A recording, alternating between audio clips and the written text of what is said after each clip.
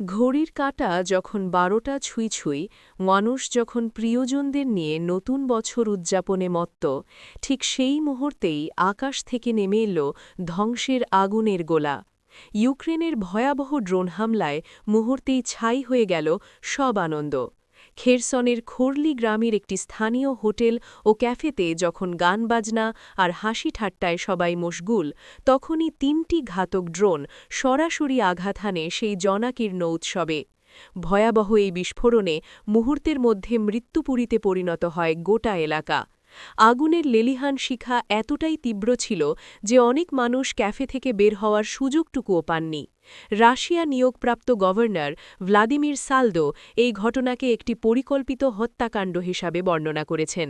তিনি দাবি করেছেন, কোনো সামরিক লক্ষ্যবস্তু নয়, বরং বেসামরিক মানুষকে আতঙ্কিত করতেই এই হামলা চালানো হয়েছে।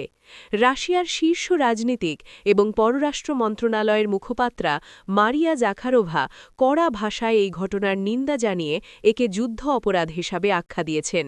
মস্কোর দাবি, পশ্চিমা দেশগুলোর মদদেই ইউক্রেন এমন সন্ত্রাসী হামলা চালিয়ে যাচ্ছে।